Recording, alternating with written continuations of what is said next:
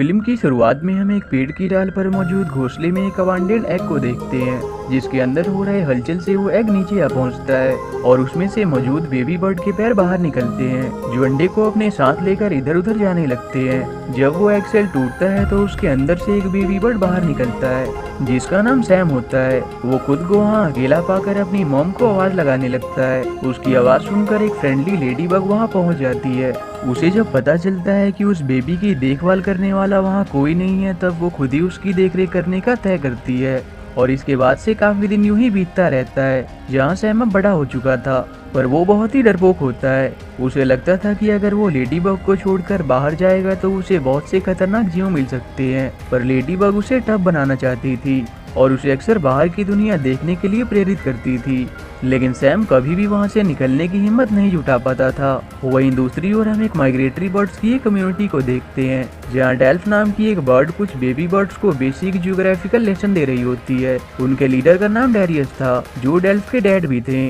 सर्दियां आने वाली थी, जिस वजह से वो जल्द ही अफ्रीका के लिए निकलने वाले थे, ताकि वो पूरी सर्दी वहाँ कंफर्ट से गुजार सके। पर डैरियस को डर था कि कहीं रास्ते में आयरन बर्ड्स उन पर हमला न कर दे। असल में वो एरोप्लेन्स को जाइंट आयरन बर्ड समझते थे और उसे अपना सबसे बड़ा खतरा समझते थे। उसी कम्युनिटी में कार्ल भी था, जो डैरियस का नेफ्यू था, और उसके बाद वही उनके ग्रुप को लीड करने वाला था। दूसरी ओर हम देखते हैं सैम और लेडी बग एक बीच से आपस में गेम खेल रहे होते हैं, पर तभी लेडी बग उस बीच को वहाँ से बहुत दूर फेंक देती है। इसलिए वो सैम को बाहर जाकर उसे वापस लाने को कहती है और खुद घायल होने का नाटक करती है। पर क्योंकि सैम बाहर जाने से डरता था, इसलिए वो लेडी बग से कहता है कि हम कोई और गेम खेल सकते हैं, पर लेडी बग उसकी बात नहीं मानती और उसे बीच को वापस लाने को कहती है। और फाइनली लेडी बग के बहुत फोर्स करने के बाद सैम को उसकी बात माननी पड़ती है और वो किसी तरह से डरते हुए बीच को ढूंढने बाहर जाने लगता है। पर असल में ये लेडी बग का सोचा समझा प्लान था, ताकि इसी के कारण वो सैम को बाहर भेज सके और बाहरी दुनिया से उसके डर को कम कर सके। वो भी छुपते हुए सैम के पीछे जाने लगती है। वहीं हम डैरियस को देखते हैं, जो प्लान कर रहा होता है कि किस तरह वो आयरन बर्ड्स को अवॉइड करके अपनी कम्युनिटी को वहाँ से ले जा सकता है। पर उतने में एक वाइल्ड कैट उस पर अटैक कर देती है, जिससे वो घायल हो जाता है और उड़ने के काबिल नहीं रहता। इसी तरह से वो वहाँ से बचकर भागने की कोशिश करता है, पर तब और भी कैट्स उसके पीछे पड़ जाते हैं। जैसे तैसे वो उनसे बचते हुए एक अबांडेंट चर्च के पास पहुँचता है। वहीं पास में सैम भी बीज की तलाश में वहाँ आया होता है, पर जैसे ही उसे बीज मिलती है तभी वो घायल डैरियस की आवाज सुनता है, जिसे सुनते ही वो डर के वहाँ से भागने लगता है। डैरियस उसे मदद के लिए आवाज लगा रहा होता है, लेकिन सैम डर के कारण उसके करीब नहीं जाना चाहता था और वो उसे अवॉइड करके वहाँ से भागने लगता है। पर डैरियस के बहुत आवाज लगाने पर वो हिम्मत करते हुए उसके पास जाता है, जहाँ वो जख्मी हालत में उसे जमीन पर पड़ा हुआ देखता है। सैम उसकी मदद करने की कोशिश करता है, पर डैरियस समझ चुका था कि वो अब ज्यादा देर तक जिंदा नहीं रहने वाला, इसलिए वो उससे कहता है कि उसकी कम्युनिटी का अफ्रीका पहुंचना बहुत जरूरी है, नहीं तो वो सभी सर्दियों में मारे जाएंगे। वो उसे अपने नेफ्यू कार्ल के बारे में बताता है, क्योंकि वो मानता था कि उसके बाद सिर्फ कार्ल ही सभी को अफ्रीका तक लीड कर सकता है। लेकिन वो सैम से कहता है कि वो कार्ल को ढूंढकर उस तक एक इन्फॉर्मेशन पहुंचाए कि वो इस बार उस रूट के थ्रू अफ्रीका ना जाए जिस रूट के थ्रू वो हमेशा जाया करते थे, क्योंकि उसमें आयरन बर्ड्स का खतरा था। बल्कि वो उसे कार्ल को बताने के लिए एक नए रूट का रास्ता बताता है, पर सैम इतनी सारी इन्फॉर्मेशन को एक साथ याद नहीं रख सकता था, इसलिए वो पैनिक होने लगता है। उड़ने में बाकी के माइग्रेटरी बर्ड्स जो डैरियस की तलाश कर रहे होते हैं वो वहाँ पहुँच जाते हैं। डेल्फ जब अपने डैड के करीब आती है तभी डैरियस की डेथ हो जाती है, पर जाने से पहले वो उससे कह जाता है कि उस येलो बर्ड की बात सुनना। डैरियस के इस तरह से जाने से सभी बर्ड्स उसकी डेथ का शोक मनाने लगते हैं। डेल्फ को रोता देखकर उसका बेस्ट फ्रेंड विली उसे शांत करता है। ये सब देखकर सैम वहाँ से जाने लगता है, पर कार्ल उसे देख लेता है और डैरियस के कहे अनुसार उसके पास आकर पूछता है कि तुम यहाँ क्या कर रहे थे और हमारे लीडर ने तुमसे क्या कहा था। तभी लेडी बग वहाँ पहुँच जाती है। वो कार्ल से कहती है कि अगर तुम सब अफ्रीका जाना चाहते हो तो तुम्हें सैम की जरूरत पड़ेगी, क्योंकि यहाँ सिर्फ वही है जो तुम सबको डैरियस के बताए न्यू रूट के थ्रू सेफली अफ्रीका तक ले जा सकता है, और आयरन बर्ड्स के खतरे के कारण तुम वो रूट बिल्कुल नहीं ले सकते जिससे तुम पिछली बार अफ्रीका गए थे। पर कार्ल ये सुनकर बहुत गुस्सा हो जाता है, क्योंकि वो सैम जैसे स्किनी येलो येलो बर्ड जिससे वो कुछ देर पहले ही मिला था उसको उन्हें लीड करने के काबिल नहीं मानता था। तब सैम लेडी बग से धीरे से पूछता है कि उसने सभी से झूठ क्यों कहा कि मैं सभी को अफ्रीका ले जा सकता हूँ, जबकि डैरियस ने तो कार्ल को उन्हें न्यू रूट के थ्रू लीड करने को कहा था। इस पर लेडी बग उससे कहती है कि ये उसके लिए बाहरी दुनिया को एक्सप्लोर करने का सबसे अच्छा मौका है और उनका साथ पाकर वो खुद को अकेला भी महसूस नहीं करेगा। कार्ल उससे पूछता है कि डैरियस ने उसे कौन सा रूट बताया था, जिस पर सैम लेडी बग की बात मानकर उससे कहता है कि डैरियस ने सिर्फ मुझे ही तुम सभी को उस रास्ते से ले जाने को कहा था। उड़ने में वापस से कुछ वाइल्ड कार्ड उन पर अटैक करने आ जाते हैं, बाकी सभी तो वहाँ से उड़ जाते हैं, पर विली का लिटिल ब्रदर फ्लैग कैट्स के बीच में फंस जाता है। लेकिन तब सैम फ्लैग को अपने साथ कैट्स को चकमा देकर सेफली उसे बचा लेता है। सैम की इस बहादुरी भरे काम को देखकर कार्ल के अलावा सभी उससे बहुत इम्प्रेस होते हैं। डेल्फ को लगता है कि अगर उसके डैड ने सैम को उन्हें लीड करने के लिए चुना है तो जरूर उसमें कुछ बात होगी, इसलिए उसे सैम पर कोई संदेह नहीं था और कार्ल के अलावा सभी को उस पर यकीन था। पर सैम को अब समझ नहीं आ रहा होता है कि उसे सभी को किस डायरेक्शन की ओर ले जाना चाहिए।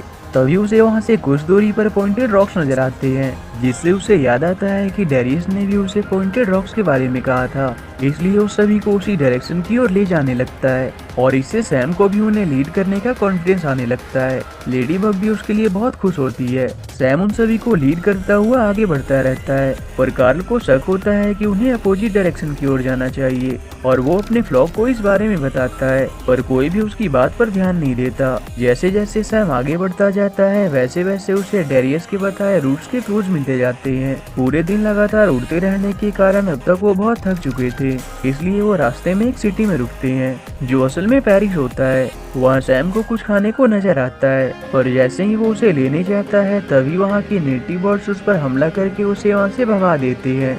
यहाँ से सैम को समझ नहीं आता कि अब उसे किस डायरेक्शन की ओर जाना चाहिए, क्योंकि वैसे भी वो उन्हें अफ्रीका के बजाय यूरोप में ले आया था।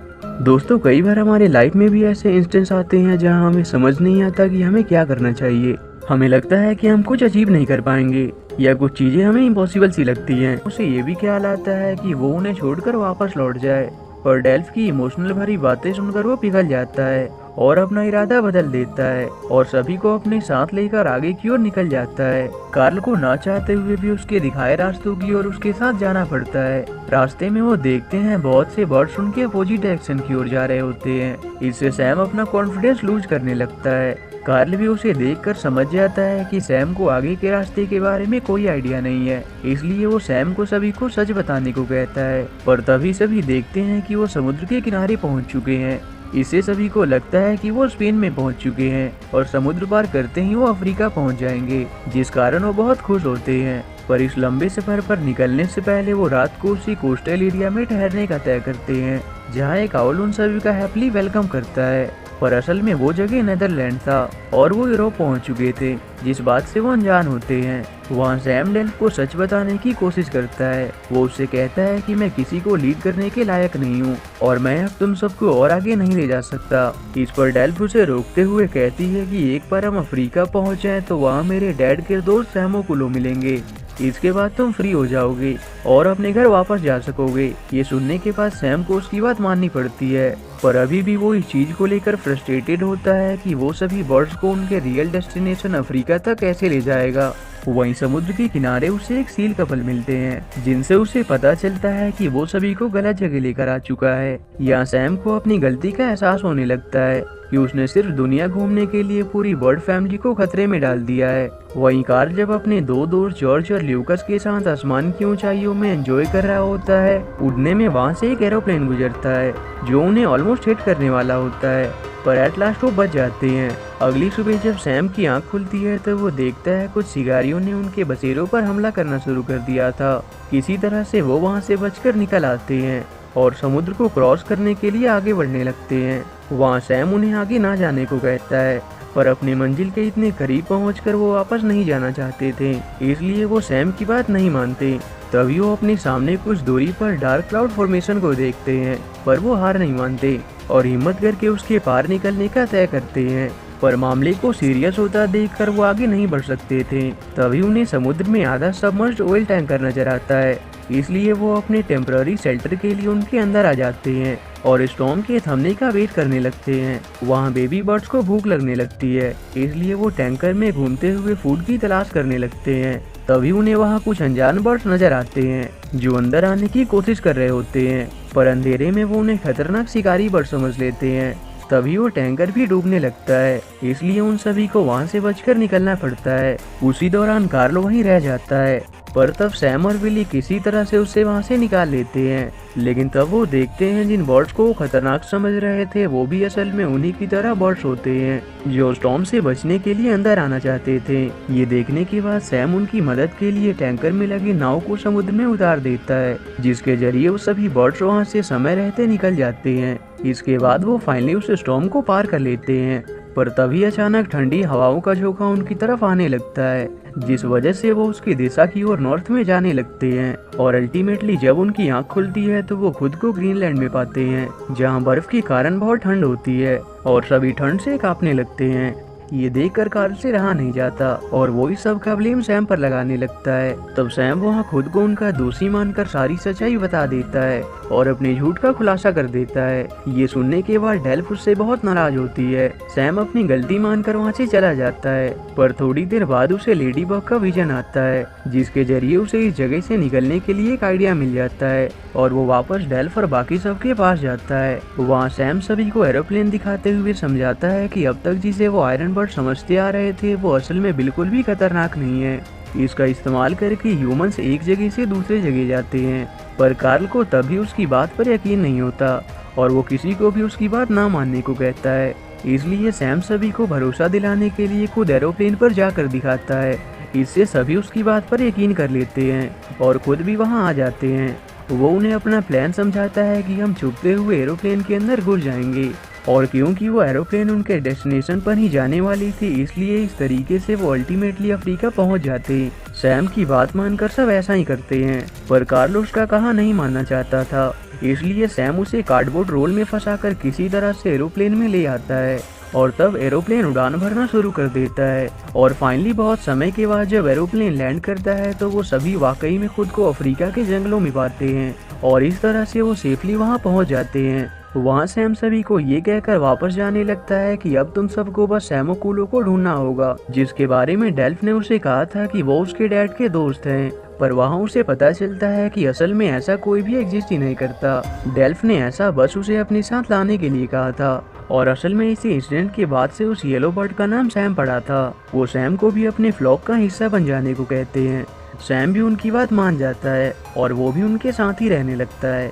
और इसी के साथ ही ये मूवी यहीं एंड हो जाती है।